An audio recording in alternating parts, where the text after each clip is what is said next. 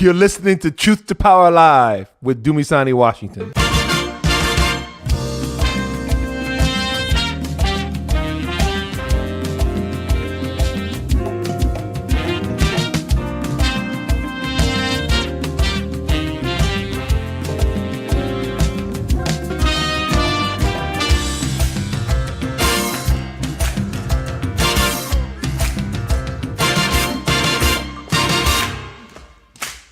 Yes, everyone, Truth to Power Live with Dumisani Washington. I'm your host, Dumisani Washington. If you see me looking up over here to my right, your left, it's only because I have a little screen up there that's letting me know that something is not happening the way it's supposed to be happening. So apologies right off the bat.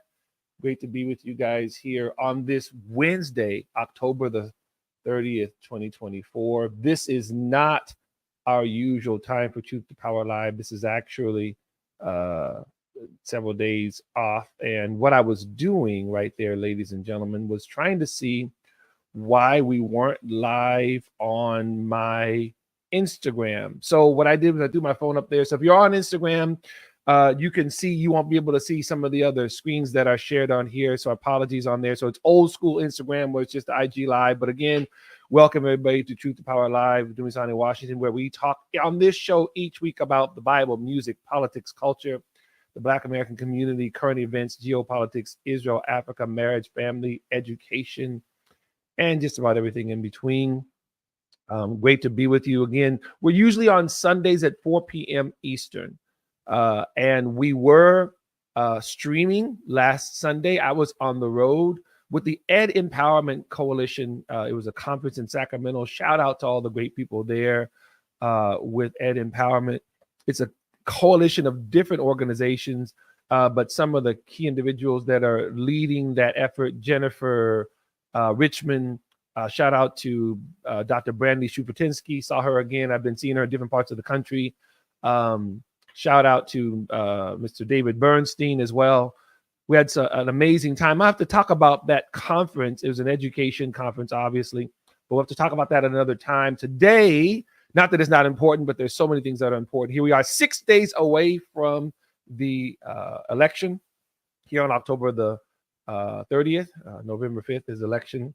Many of you have already voted. I know my wife will be voting later on today. I may be tagging along with her, if not later on in the week, because she's headed back out of town. So a lot of traveling. My son, Joshua Washington, who is actually the executive director of the Institute for Black Solidarity with Israel, was also with me at the conference there in Sacramento. We had a great time.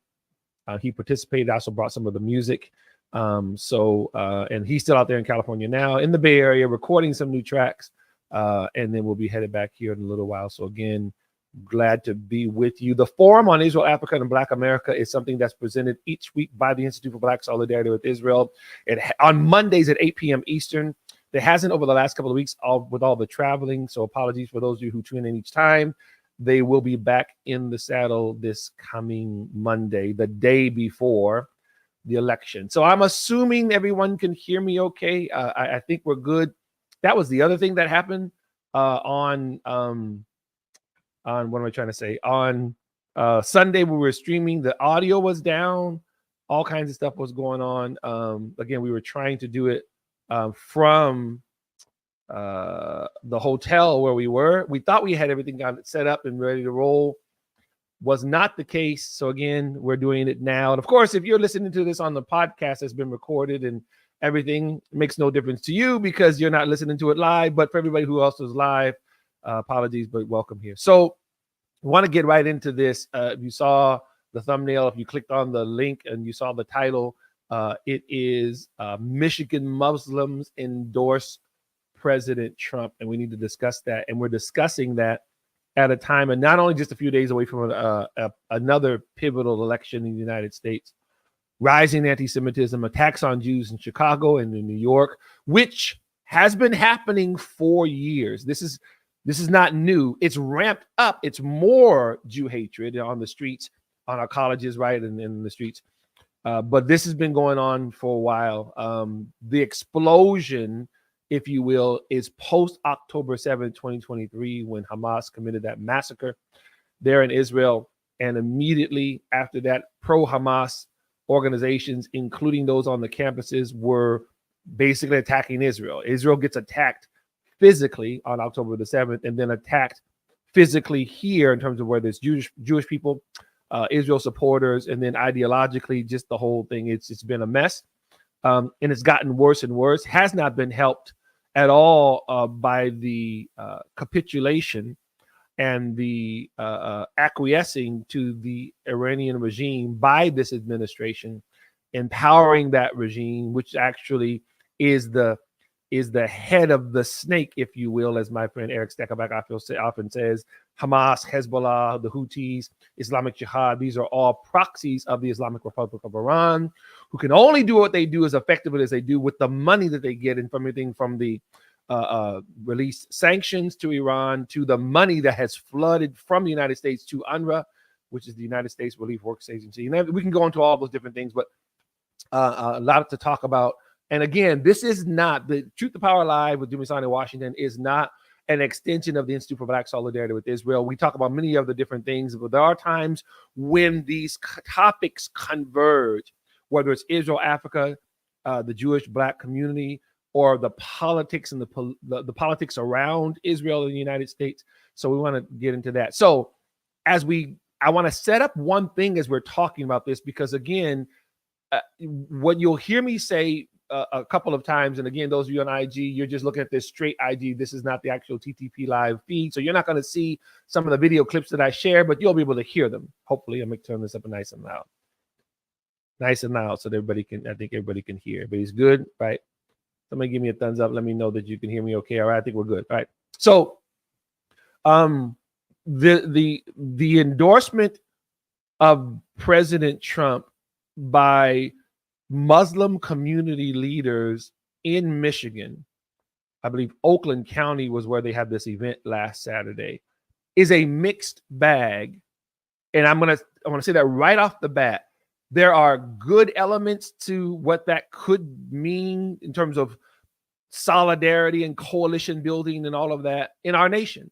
And then there are some very negative ones that are there because of some of what that Muslim community, particularly in the Dearborn area, actually represents. We're going to get into all of that right now. But as I'm setting that up, I want to share one other thing in terms of the election. So one other thing that's part of the discussion election-wise is the fact there's an article that was done. It was published in Crosswalk magazine, Crosswalk website, and I'm going to share this with you. I think I can just share it here, and you'll see it on your screen there. And the title of the article is Why 41 Million Christians Aren't Planning to Vote This Election. And it's actually based on a poll and a study that was done, Milton Quintanilla, Crosswalk headline, but that's the study was done. Oh, I'm sorry. Yeah. Arizona Christian University. I'm going to read this little clip from that article, right? And I put the screen on there so that you guys can see. Title of the article again: Why 41 million Christians aren't planning to vote this election. Quote: Millions of Christians are reportedly not planning to vote in the 2024 presidential election this November, according to a new study. The study, conducted by the Cultural Research Center at Arizona Christian University, found that just half of the interviewees, 51%, who identified as, quote, people of faith, end quote, including those in Christianity, Judaism, and Mormonism or Islam, said that they are likely to vote in next month's election. No, half of them. No, I'm sorry, I was reading that wrong. Half of them are likely to vote. Then it goes on to say between former President Donald Trump and Vice President Kamala Harris. However, approximately 104 million people under the heading people of faith umbrella do not plan to vote in this election, including 41 million born-again Christians and 32 million who regularly attended church. So why am I starting the conversation with that? I'm starting the conversation with that to say that in the midst of what is the most important election season in our history, there are, now specifically I'm talking to the Christians as a Christian pastor, Christians who unfortunately, no doubt, have been complaining about things in our nation, everything from abortion rights to LGBTQ indoctrination in our schools, which we're going to come to that in a moment as well, because it's related to the Muslim supporting Trump type of thing, or other issues, particularly local elections. So the Christians who stay home and don't vote because they don't feel they have the candidate for president that they want, will also not be voting for their local school board, for their state legislatures, for their mayor, for all those things that even more directly impact their lives. If those are some of the same Christians who then want to picket and to talk about what's going on, then you can see the disparity. So to my Christian brothers and sisters, let me say this real quick. Do your duty and vote. If you haven't registered to be able to do it this time, you need to do the word of God. Jesus told us to be salt and light. That means we do all that. Our pastor used to tell us all the time, that old saying, you pray as though it all depends on God. You work as though it all depends on you. Go make your voice heard in a republic, in a constitutional republic. Go ahead and exercise your democratic right, and then go keep doing what you're doing. You're not, if you think that voting for whoever you're voting for is a form of you worshiping them, that's a you problem, and that's a spiritual problem. That if you are serving God and you are his servant, you are doing his will, you are ministering, and whatever your ministry looks like, whether it's a church, whether it's in community, whatever, then you do that with all that's within you. That doesn't, the voting doesn't stop that. It just means that you are also a part of the process. So if you've checked out, just know that if things go in direction in terms of its civics and politics that you would rather not, but you didn't participate, it's on you. Right? So because I want to stay there, because I want to talk about the proactive political community that is much of the Muslim community in Michigan and other parts of the world, other parts of the country. And in that context, talk about what just happened last Saturday. I believe it was in Oakland County, Michigan. And let's look at the clip here. This is the clip of this last Saturday. There was a rally, and the Muslim community leaders, including the mayor of that particular town, explains why they are supporting Donald Trump. Let's get this rolling here. Good afternoon, Michiganders. As the president said, we just had a positive meeting with President Trump. We as Muslims stand with President Trump because he promises peace. He promises peace, not war. We are supporting Donald Trump because he promised to end war in the Middle East and Ukraine. The bloodshed has to stop all over the world, and I think this man can make that happen.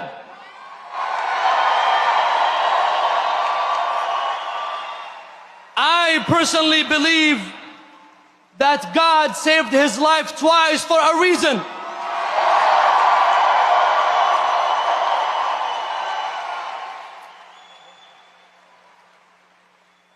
I believe personally that God has saved his life for a reason, which is to save the lives of others. We support Donald J. Trump for his commitment to promoting family values and protecting our children's well-being, especially when it comes to curriculums and schools.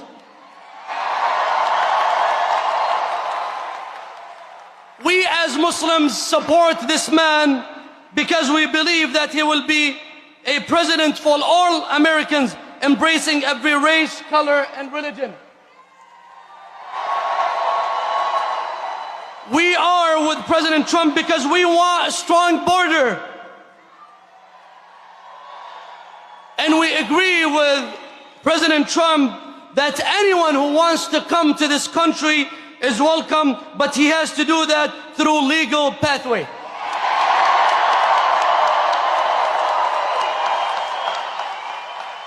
We are with President Trump because we want a strong economy. Don't you want that? We are with President Trump to make America great again through peace and justice for all. Lastly, Michiganders, I have 2 predictions for you for the next 6 months. Are you ready? Number 1, the Detroit Lions will win the Super Bowl.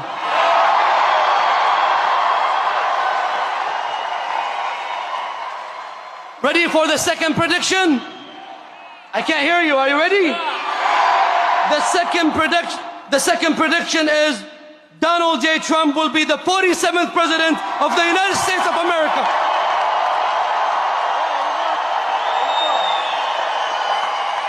Okay? All right, God bless you all and God bless America. So that was a event that was last Saturday in Oakland County, Michigan. You can hear them still going there. They're shouting USA, USA. So now the gentleman that was speaking, I believe, if I'm not mistaken, this was Imam. He wasn't the mayor there, but Imam. The name is not popping up. And give me one quick second. But he's the Imam of that particular city that they were in. It was on here, but now my screen, of course, is doing something very weird. I want to be able to say his name, Imam, and it just moved again. My screen. My apologies. So this was a local Imam, is one of the leaders there. In the community, and who was making that speech, and his name is not as important. Bilal al-Zuhari. Okay, he was the one who was speaking. He's an imam, and he was on the stage. For those of you who could see it, you saw. If you didn't see it on there, you could hear the actual audio. And he was on stage with several other Muslim leaders. Now, the Michigan area, particularly in the Dearborn area, is a hotbed of activity for a lot of anti-Israel, anti-Semitic Arab Muslim existence, if you will. This is not a secret to anyone. As a matter of fact, the Institute for Black Solidarity with Israel just shared the Free Beacon piece about one of the other local mayors, who's also a Arab Muslim mayor there in Michigan, who's also an advisor to the State Department, who attended a local rally there against the war that Israel is fighting against Hamas in Gaza, in which people were out there screaming death to Israel, death to America, right? So this has been going on in the area. So this is not, as I said, there's the bad and the good. Let's deal with the bad first, right? You have Muslim leaders who are connected there, many of them connected to CARE, which is CARE is the Council of American Islamic Relations. It is the civil rights branch of Hamas. It has been legally tied to both fundraising and propagandizing for the terrorist organization Hamas, right? This is CARE. It's the worst kept secret in both American politics and even in the pro-Israel space, because people don't talk about it very much, but it's true. So this is the first thing. We're going to get the bad out of the way. So some of the leaders that are now endorsing Trump also are part of this Islamist ideology that is against Israel and against America. Now, I'm saying leaders because this is a collective type of thing. There's not just one thing happening. I'm dealing with the negative one first. I'm going to share with you, if I can, this clip. And those of you who are seeing on another way, you won't be able to hear this at all. There's some audio, but it's also on the video. So I want to check this out. This is, again, a local thing that happened just a little while ago there in the Dearborn, Michigan area here. Let's see if I can do this. Oh yeah, that too. I want to share that. That's a little soon. Sorry about that. I'm going to come back to that, but I'm looking for this one right here. Here we go.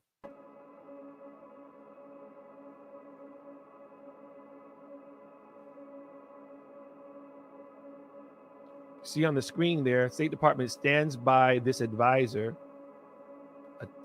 who's a mayor, an Arab Muslim mayor in this Michigan area.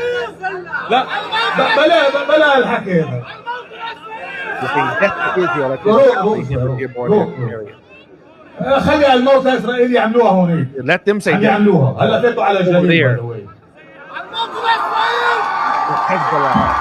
They are starting to go in. Believe me, they will take care of the job. They will take care of the job. Here we will take care of the job. What we need to do here. Eric, take care over there. We'll take care over and here. Trust me, we are going to win here and there. And then in April, a few months ago, in the Dearborn, Michigan, at the city hall, they were shouting death to Israel, death to America, right? So now this particular... And this is why Imam Khomeini, who declared the International Day of Quds, this is why he would say to pour all of your chants and all of your shouts upon the head of America. He's saying death to America in Arabic. And so when these fools ask us if Israel has the right to exist, the chant "Death to Israel" has become the most logical chant shouted across the world today. They're saying death to Israel. This was in the rally in Dearborn a few months ago. And Mayor Abdullah Hamoud is the mayor of the town, and he's also an advisor to the State Department. And they contacted the State Department, they meaning Free Beacon. Free Beacon actually did the report there. And memory was from the video of the Middle East reporting organization. Again, these links will be there for you a little bit later on all of our feed here as well. Why am I sharing that with you? The first clip I shared with you was of Muslim leaders, Arab Muslim leaders in Michigan, who are endorsing, giving a hearty endorsement. We'll come back to the endorsement of President Donald Trump for president of the United States this November, for this election coming up. They are eschewing, they have not denounced, but they're not endorsing Kamala Harris, in which the majority of Muslims vote Democrat, as do Jews, as do African Americans. We're going to get into all that in a moment, right? But they're saying we endorse President Trump, right? But in that area, and some of these people are either aligned with CARE, have some sort of relationship with CARE, Hamas, or are blatantly standing there, at the very least, like this other mayor of Dearborn, attending an event in which they're saying death to Israel.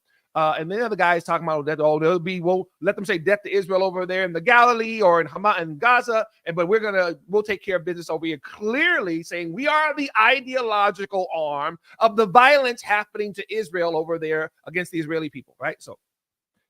So you have all of that as a presence in the Michigan area. So the question becomes, and I think my camera is shaking a little bit. Apologize for that, you guys. If it's shaking, don't want to give you guys a headache. Why then, at the very least, would Muslim leaders from Michigan endorse President Trump, arguably the most pro-Israel, anti-Palestinian terror? He defunded UNRWA. He signed the Taylor Force Act, which kept funding from the Palestinian Authority if they were going to use it for terrorism. President Trump is arguably the most pro-Israel president in the history of the United States relationship with Israel. For you Trump derangement people, for you I can't stand Trump, y'all can whatever. I'm telling you on paper. I don't care what you feel about the man. We're talking about he brings all the receipts. Declaring that the Golan belongs to Israel, which it does. Again, coming against the terrorism against Israel by the Palestinian terrorists dropped precipitously under the Trump administration. He cut funding to UNRWA. Everybody's talking about UNRWA right now, the United Nations Relief Workers Agency for the Palestinian refugees, and they're full of Hamas, and they're doing this and they're doing that. Trump cut funding to UNRWA. And when he did, he got blasted by the press as being someone who cared nothing about the Palestinians. Okay, so he's gone further than virtually any other president has gone. But you have Muslims who have supported him, but in increasing numbers, right? So the question becomes, why? And I'm submitting to you that there's not a single answer to that question. And let me start with the first one. First one, some people were floating this as a hypothesis, and I agree with it. According to internal polling from both the Kamala Harris and Donald Trump camps see, the trend seems to be going to Donald Trump. Now, who knows who's going to win? There's all kind of shenanigans going on. I'm using that to be nice. All these ballot things that are turning up. There's all kinds of fraudulent stuff happening in different parts, particularly in some of the swing states. And who knows how clean the election is going to be. I'm just being straight up saying that. I'm playing games right here, right? So according to polling, however, Trump is receiving record support from the Black American community, from the Hispanic community, from the Asian community as well, and from the Muslim community, coming back to that as well. So you have coalitions, if you will, demographics that traditionally go Democrat, who are increasing percentages going Republican. So this is actually happening. So some are saying, well, look, these Muslim leaders, particularly who are aligning more with CARE Hamas, see the writing on the wall, and Trump is headed for victory. So they're just trying to stay in, and they're using taqiyya. They're using calls of this deception. Taqiyya is that Arabic word which actually refers to the deception that a Muslim can use, and they can keep their power and an Islamist ideology, and they want to make sure that they are continuing to be effective, even if it's this administration. And I don't doubt that for 1 minute. For those Muslim leaders who are indeed endorsing Trump because they still want a seat at the table to be able to affect. Let me pause and say this. This has been a bipartisan effort on behalf of CAIR Hamas. CAIR, the Council of American Islamic Relations, was founded in 1994. That was the Clinton administration. By 2001, and 9/11 happens, and there the Nihad Awad, who's actually the head of CAIR, who still was then and is now, standing right next to George Bush, as George Bush declared Islam as a religion of peace. This is after our Twin Towers and other American sites have been destroyed by Islamic terrorists. They're not wanting to see a backlash against Muslims. We discussed that quite a bit. We 100% agree with that. The problem is that Islamophobia became a coined term by Islamists to keep people from calling out Islamic terrorism. George Bush was one of the first presidents, I believe not the first president, to begin to parrot that talking point. So you have the Bush administration, you have the Obama administration, you have the Trump administration. CAIR has been operating throughout the different administrations and different parts of our American governance for decades, ladies and gentlemen, with both parties in power. So that's already there. They already, for the Islamists who are wanting to spread an Islamist ideology, which is very much connected to that red-green alliance, the red, which is that communist takeover, and then the Islamists, especially in the schools, we see it, anti-Zionist curriculum, anti-American curriculum, and then all the DEI and all the critical race theory, all this stuff that blows up merit. 1619 Project, let's redefine America as completely this racist nation, has no redeemable qualities. This is an effort that's been going on for decades to destroy this nation, which is why the U.S.-Israel relationship is a matter of national security. So the Islamists that are there that are endorsing Trump, they are doing it for those Islamist reasons. Full stop. They're not. So for those who are saying, IBSI, you're platforming these things and you're giving voice to these Islamists, why are you praising them? IBSI, neither an Instant for Black Solidarity with Israel or me as an individual or this show, Truth to Power Live with Dumisani Washington, is praising anyone where the Muslim endorsement is concerned. We're saying that it's significant to see for more than one reason. Let's get the first one out of the way. There are no doubt people with an Islamist mindset who are attempting to use the Trump administration. And I'm not saying anything negative about the Trump administration. Let me say it this way. And I'm going to say this again at the end. Trump and his team, whoever they are, I don't know the president personally. I know some of the people who work with them and everything, but I don't know them personally. They would have to be the ones to navigate this as a coalition of Americans voting for them while not acquiescing to any of the anti-Israel, anti-Semitic, anti-America stuff that CAIR. Okay, I said this before. The head of CAIR is Nihad Awad. After October 7th, he publicly stated that what Hamas did made him happy. He felt joy. Why would the leader of a civil rights organization express joy about the slaughter of innocent men, women, and children? Oh, maybe because they're a front group for Hamas. So for those Muslim leaders who are endorsing Trump with that mindset, yes, that's their agenda. And that's the whole thing about the Muslim Brotherhood. It should be a terrorist organization anyway. We don't have time for that right now, but that's another discussion we'll continue to have. So that's the first thing. So Pastor Misani must be bad. Well, no, hold on. The whole endorsement part, that's not the only thing driving it. So the speech that I shared with you, in that speech, the gentleman that was speaking, again, the imam, he listed several areas in which they align with President Trump. The economy, a strong border, a couple other things. And then I want to key on this one, children's education, primary education. He says that we are with President Trump because he will help protect our students, our children, from indoctrination in the schools. Right? Why is that important? Well, show this clip for you. About 2 years ago, and this isn't the only place that this has happened, both Christian and Muslim parents in Dearborn, Michigan, converged on the Dearborn School Board meeting, demanding a cessation, the stopping of the pornography that is passed off as an LGBTQ agenda that is indoctrinating their children. The Christian parents and the Muslim parents. This was in 2022. Let me see if I can play this clip for you real quick.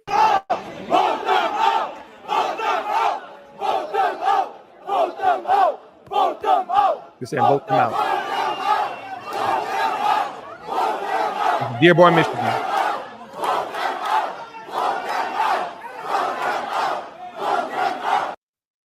There's a quick clip.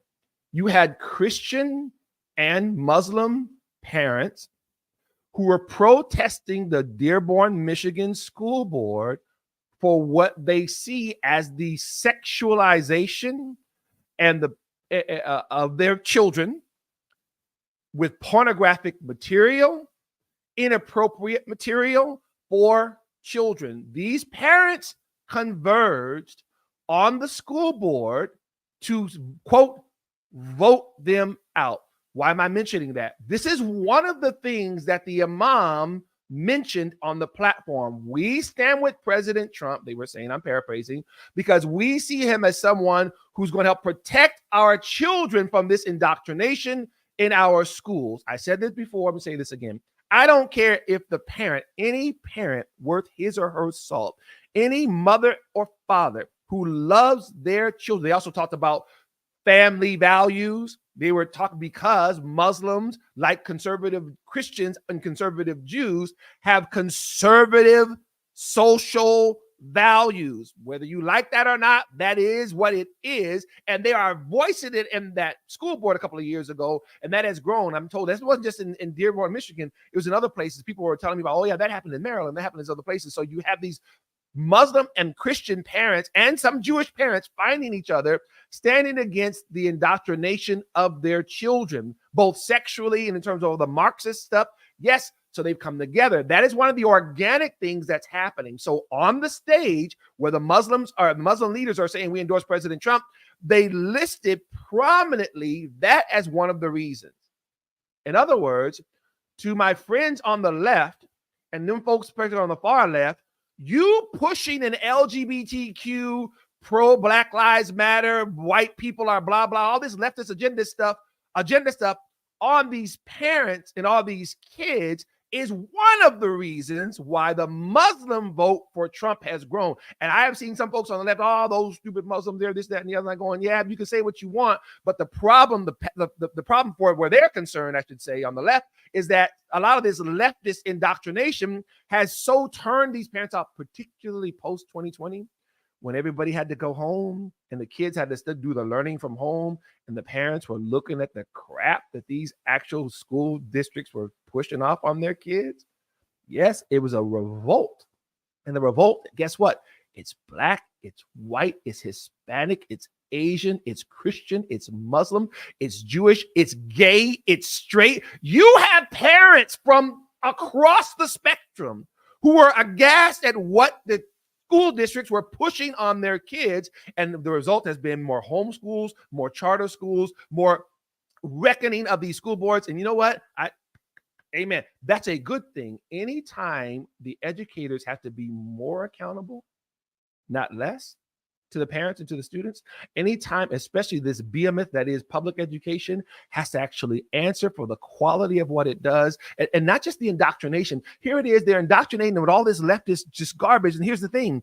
Our kids can't read. And I'm talking about now, the illiteracy rates are high in public school systems across the country. The math illiteracy rates high. So not only are you indoctrinating them with a bunch of stuff that's not going to help them, they're not even learning how to do math and how to enter into reading comprehension. This is a real thing. And many parents are very upset about it, including the Muslim ones.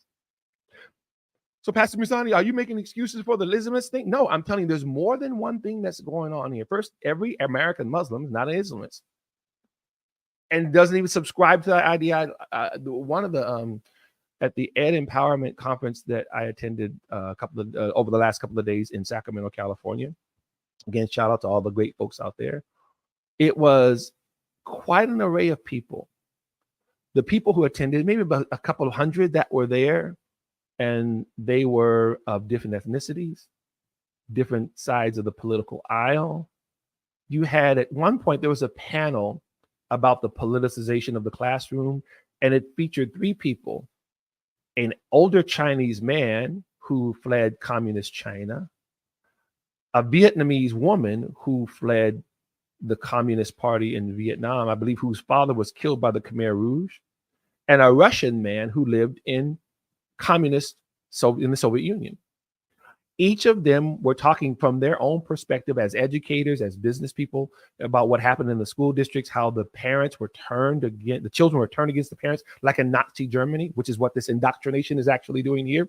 And they tell you, not only am I going to help you transition to another gender, but I want you to keep this secret from your parents. See, no parent worth his salt or her salt is going to stand for that. So what that leftist agenda has done has awakened a bunch of mama bears and papa bears of different ethnicities and different religions. That's part of what's happening. Part of the reason why you saw the Arab Muslim population in Michigan, those leaders endorsing Trump, has to do with that very thing. Now, what percentage is that? Oh, that's right. So one of the ladies who was there as well, I've seen her before, I won't call her name. She's Muslim as well. She's Southeast Asian. I can't remember the country. She might be Indian. She might be from India. I believe that she is. I'll say it that way for now. I'm not going to say your name just for lots of different purposes. But they were saying they do a lot of work within the community, again, a lot of combating anti-Semitism, anti-Zionism within the Muslim community. She does on her side within the Muslim community what the Institute for Black Solidarity with Israel does in terms of the whole synergy between the Black and Jewish community. She does it as well. And she said, according to their stats, 40% of the Muslim community that they had polled that are favoring Donald Trump, 40% of it was because of the education issue. Now, I didn't ask the follow-up question, how do they feel about Israel-Palestine? That wasn't the issue that we were talking about at that moment. We were talking about how those Muslim parents are being motivated to vote Republican because they see it as an alternative to the madness on the left. Yeah, that's part of what's going on. It was such a surprise to people. I'm not done yet. I want to show you this. It's a little bit out of sequence. But even President Obama. So President Obama, as we talked about already on this show, gave a tongue lashing to Black men for not supporting Kamala Harris. And his backlash was severe. I've already shared it on the show. You can go to episode 18, I believe. The episode right before this a couple of weeks ago, you can check it out. We do a whole supercut of people, and it's still happening, right? There are Black Americans, men and women, who are still going on TikTok, who are still going on the different social media, including X, making videos responding to President Obama, some of them respectfully, and some of them with all kinds of vulgar language. There, it is the reaction to him is visceral. Then he doubled down, and then Michelle Obama gets up and she starts going, yeah, and the Black men, and now they're coming for her too, right? So there's a lot of that's there. That's not, I don't want to get into that again. However, now that the Muslim leaders in Michigan have endorsed Trump, this is what Obama had to say about it. A little quick clip on one of the Kamala Harris events the other day. If you're a Muslim American and you're upset about what's happening in the Middle East, why would you put your faith in somebody who passed a Muslim ban and repeatedly suggested that somehow you weren't part of our American community?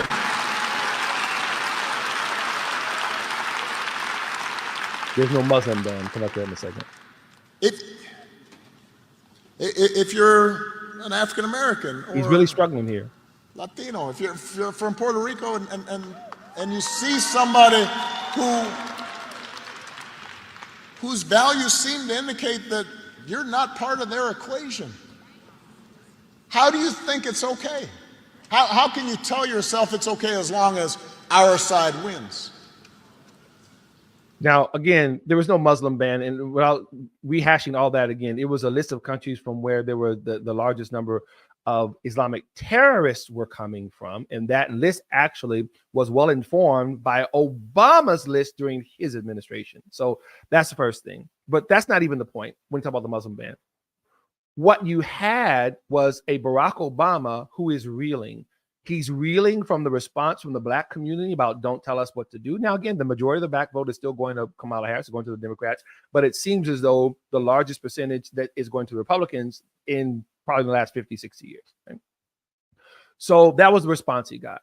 So then while black folk are responding to Obama about him, talking down to them, and I was one of them as well, I didn't appreciate it at all. You have Arab Muslim leaders in Michigan, not just endorsing Trump, but having a big rally to actually celebrate it, and then listing as if bullet points as to why. So here's the tone deafness that's on the left, particularly with people who are very used to now having lots of power, like a Barack Obama. The question that he's asking, if you're a Muslim, why would you vote for a man who instituted a Muslim ban, which is not true, or don't see you as part of this community of our society? All that's race baiting, right? But the question is still pertinent. It's a rhetorical question. Obama saying, why would Muslims vote for Trump? Okay. I said this before. Narcissists don't reflect. Let me say this again. Reflection is one of the ways that we experience personal growth. We look at something, we examine something, we consider something. For those of us as people of faith, we pray and meditate on God's word about it. What do I need to do better? What did I learn from that situation? How did I, especially if it's a negative situation, how did I precipitate it, right? How do I need to examine? David said, search me, God, and know my heart. Try me and know my thought, okay? So the question, why would a Muslim vote for Trump, which is what Obama's saying, is a question he should ask himself. If the DNC were going to be reflective and not trying to smash people into conforming to what their identity politics, and if you're a black man, a black woman, Latino, if you're a Muslim, all these fake reasons why people, because if you notice, when the Muslims on stage, those Muslim leaders listed things that they were concerned about, they were universal. A strong border, a strong economy, in terms of right to citizenship with a strong border, our children not being indoctrinated, but actually being educated, safe streets. I don't care what color you are. I don't care what religion you are. If you have a brain, you want all of those things. You want a strong economy. You want gas to be $5, $6 a gallon. You are wanting to take care of your family, especially as a parent. You're concerned about providing a life and safety and education for your kids. Everybody wants that. And to the chagrin of the folks on the left, Trump and the Republicans have tapped into that. You can talk about how they're not being sincere. I'm saying that what they're actually expressing is what most people are concerned with, including Arab Muslims in Michigan. So along with that, I showed you that other clip. I want to, when I tell you about this part of it too, I told you there's more than one thing. The Muslim community voting for Trump. I'm not going to read. I'll refer to it, but I want you to see what it is. It's a actual article that was done after the exit polling in on 2020. I think I have. Is that it there? I think that's it here. Can I show it? Yeah. If you see that there, and those who can't see it, there's an article of a title that's published by KUOW. It's the local NPR network of KUOW. I believe this is in Michigan. I think, if it's not, please forgive me, everyone. Maybe Wisconsin. And the title of the article is "Majority of Muslims Voted for Biden, but Trump got more, not less support." Majority of Muslims voted for Biden, but Trump got more, not less support. And then it goes on to say, and I'm just going to refer to it here. I didn't make a little clip on there. In the article, they are reporting on the exit polling. You ready for this? Now, again, this is about the Muslim community of the leaders endorsing President Trump. In 2016, when Donald Trump won the election against Hillary Clinton, he received 17% of the Muslim vote. It wasn't just in Michigan, it was nationally. Now, if you just pause right there for a moment, Trump had already been demonized as a racist, Islamophobe, bigot and homophobe, and the whole thing. It wasn't new during his administration. They're already denouncing him in that way. right? Especially a xenophobe, right? Because he's talking about closing the border, which is what the Arab Muslims just got through saying in Michigan.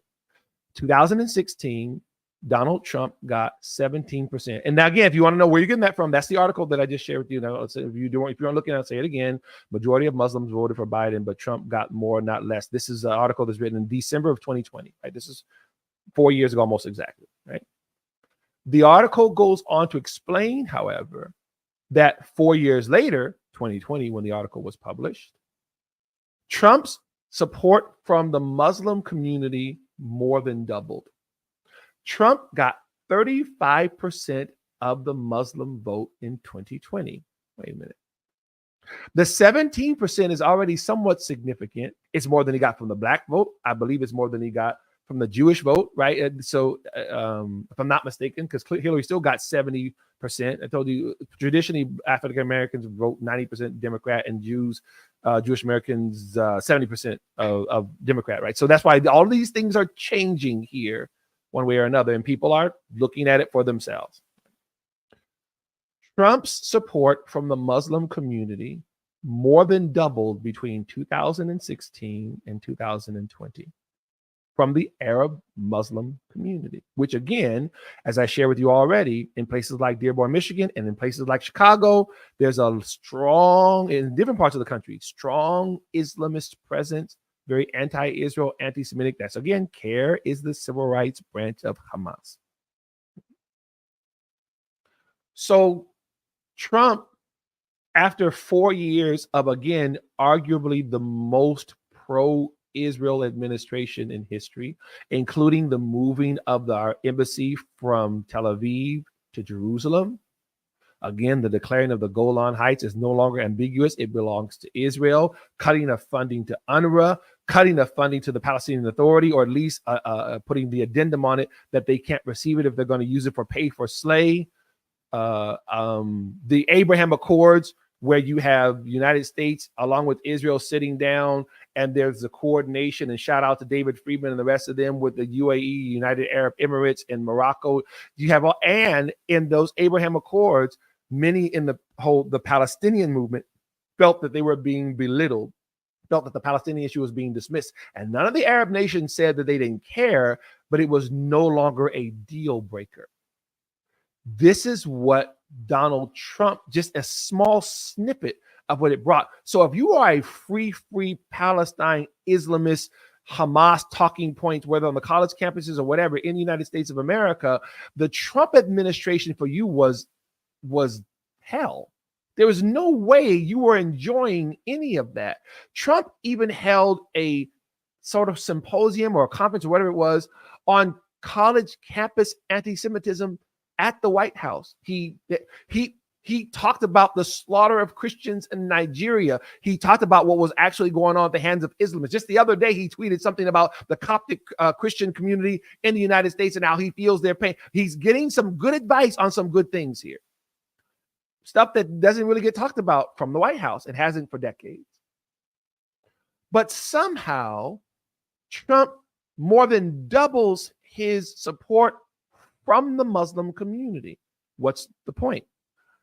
Clearly, the American Muslims who have increased in their support for Trump are doing it for reasons that don't necessarily have anything to do with the Israeli-Palestinian conflict. Now, again, we spent the first part of this actual podcast explaining that for those who do have an Islamist agenda, would probably be aligning with Trump so that they can stay close to what they feel will be the power shift, will actually be the changing of the guard. And that's what you would do if you wanted to continue to have influence from the top all the way down.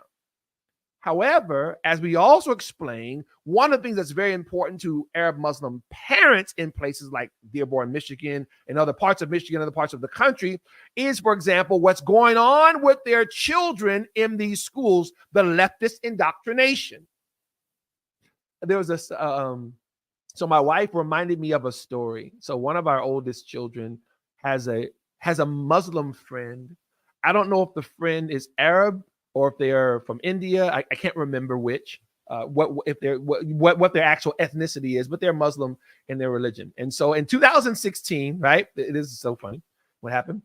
Trump wins, right? He wins, he beats Hillary. Everybody's shocked and horrified and everything. And so the young person, they voted for Hillary, and they came home, and their parents, maybe in their 40s, 50s, where they're older. They were, I believe, first generation. They immigrated legally from one of those nations that I just mentioned, right? So, but they are devout Muslims. So the friend of our child, I think one of our daughters, they come home and they're all in angst. Oh, and they're so mad. They're cursing this way. And Trump won. Oh my God. Oh my God. Again, 2016. Oh my God. Oh my God. Just, I mean, weeping and gnashing of teeth. They just, and they said to them after they let their daughter kind of, bemoan for a little while and kind of get out her mourning. They said, honey, we voted for President Trump. She was shocked. What's the point of that story? It's an anecdotal story. Now, the conversation in terms of that whole exchange, Israel didn't come up, Palestine didn't come up, not to our knowledge. Our daughter just shared that story with us. And the point was that it was a generational thing. This younger person, who's probably in their 20s at the time, was, and leaning left, was a Democrat, was a progressive, was just shocked and horrified that Trump was elected in 2016. But their parents voted for Trump. Her parents were part of the 17% of Muslims who voted for Trump, who then more than doubled that support in 2020. So yes, Islamists could just be seeing, hey, this dude is where it's at. But again, there are families, like anybody else's families, who are concerned about any other thing that a person would be concerned with in raising their family and raising their children. That's some of what's happening. Bottom line here for me would be, again, what I said earlier. Trump and his team being able to navigate these coalitions in a way that continues to prioritize, first of all, a strong American economy and a strong border and all those things. But in terms of foreign policy, a strong U.S.-Israel relationship, a continued, sharing of information and ideas or whatever. Again, that's our greatest ally, not just in the Middle East, but probably in the world. And until we see some sort of changing of that, waffling of that, they seem to have a plan in mind. Again, I don't advise them. I don't work for the White House. I don't work in the State Department. I'm just saying, observing and watching what's going on. It reminds me of the Abraham Accords. And I'll end that part with this. Those of us on the outside didn't know that something like the Abraham Accords was even a thing, that it was even on the horizon. But lo and behold, boom, during the Trump administration, you have Arab nations sitting down with Israel. And it was tremendous. It wasn't without its difficulties, but I believe the first year of the Abraham Accords, Bahrain and Israel did like $1 billion worth of commerce, right? So you saw many in the Arab world, they weren't becoming Zionists. They weren't singing Am Yisrael Chai, and they also weren't saying they didn't care about the Palestinians. But it seemed as though, again, the two-state solution, if that could ever be a thing, the peace initiative, to all that was no longer the deal breaker in terms of these Arab nations having relations with Israel. And may we continue to go forward. That peace is just good for everyone in the region, especially that broader region, which is Africa, where you have the Islamic Republic of Iran, the #1 state sponsor of terrorism, and Africa, the #1 global site where terrorism is happening. And you put those two things together and you have all kinds of death and destruction going on. That needs to be abated. We need to stand against all of that. And one of the steps towards that is by not feeding and allowing more billions of dollars to the Islamic Republic of Iran. That's not the end all be of it, but that end all be all of it, but it is a huge part of it. So the Abraham Accords had a lot of cynics, but it was clearly an overall good thing. I see the Muslim endorsement of Trump in the United States as something similar, not the exact same thing, but similar. It could be a potentially good thing, though there are some very treacherous waters to navigate. And the Islamist thing is real. Anti-Semitism is increasing. Our colleges are becoming Hamas universities. This just is a jihadist mentality. It's now this latest thing. I didn't come prepared to talk about it, but if you check out on Jerusalem Post, my friend Tammy Benjamin out there, shout out to Tammy of AMCHA Initiative, AMCHA, just released a report that was published or discussed in Jerusalem Post and others, that now faculty for Palestine is a thing. Right? Students for Justice in Palestine, now faculty are organized for Palestine. This is a real thing happening in the United States of America. So no rose-colored glasses over here. This is a real, and it's a threat to national security. And let me finish that part since I just said that. There is a piece that we published in let's see, the Africa Israel Weekly, which is our Substack on Institute for Black Solidarity with Israel. Again, this is one of those times when we kind of overlap. And here, the article, part 2 of why the U.S.-Israel relationship is a matter of America's national security. You can go to the Substack, ibsi.substack.com. You can also go to ibsi.org. Just a quick clip from this. Again, this was the second part. Part 3 will be published sometime next week. It's in 3 parts. Parts 1 and 2 are already up there on the website. Quickly, and I wrote this one. Earlier this month, the Israeli Defense Forces, I'm quoting from the article now, IDF killed October 7th Hamas mastermind Yahya Sinwar. Along with routing Hezbollah leadership in Lebanon, Israel is well on its way to a complete military victory against Iranian regime proxies and Muslim Brotherhood jihadists. Last part. But the United States and the Western world are ideologically captured with Muslim Brotherhood operatives throughout society, from academia to politics to national security to journalism. Israel is winning, the West is losing. And it's not a whole sky is falling. I'm just trying to be as real as I can be. Israel is winning its fight against Islamic terrorism. But the West, especially the United States, is losing its ideological fight against jihadism and terrorism, against Israel hatred, against America hatred. That tide has to be turned. And ladies and gentlemen, if that tide can be turned by an incoming Trump administration forging more positive ties with the Muslim community. And what do I mean by that? And just a little bit.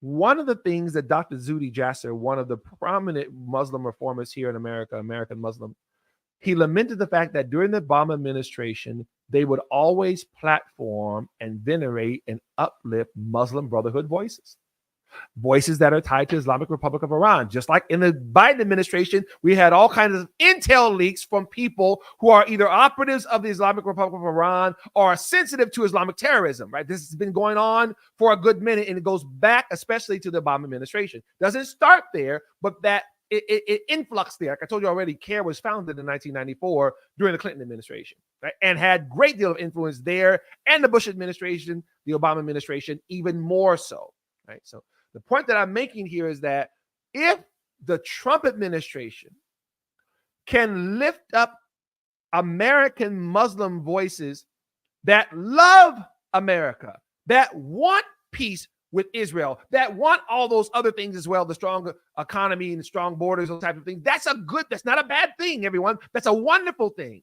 So the challenge is going to be to lessen or even diminish the Islamist voices and influence, and lift up the other Muslim, whether those Muslims are from India, whether they're from Saudi Arabia, wherever they've immigrated from, or however long that they've been Americans, maybe multi-generational, that you lift up the voices of those who want religious freedom, who are for the First Amendment rights to free speech, but for real, who don't use Islamophobia as a cudgel against those who are actually condemning Islamic violence and terrorism, whether it's here or other parts of the world. If the Trump administration can bring those types of voices to the table with the Christian voices and the Jewish voices, then we could be seeing a really positive thing, especially at a time when we are slipping further into Jew hatred, Israel hatred, and America hatred. It's a potentially good thing. It has a lot of concerns, but a potentially good thing. We could go on because, well, I'm pastor and blah, blah, blah. I could talk. But I hope that part of it at least makes sense. We'll continue to go here. This is Wednesday, obviously. Again, unless you're watching some recording, this is Wednesday, October the 30th. We will be back on our regular schedule on Sunday at 4 p.m. That's our regular time there. So we are as live, but you go to ttplive.com, and you can check out even the older episodes. If you click on it, says listen to all episodes, and this one won't be on there until later on this evening or later on today. Have more information for you about what's happening, both just on a similar level. I almost mentioned a couple of things, but it's too many things, and I'll start a whole nother segment on, but I'm going to stop right there. Hope this has been helpful. Love to hear from you about the topic. So again, not only can you go to ttplive.com, you can also join my Substack. So you can join that. I write on that every once in a while, and it's connected to this show. You can also make some comments there as well. So if you want to, you kind of clap back, or you want to, say something back, please go to the Substack. Send me a note. Love to hear from you. All right. I think that we're good for now. Yeah. All right. So thank you everyone for tuning in. Hope to see you on Sunday at 4 p.m. Eastern on our regular time. Everybody take care. Have a great week.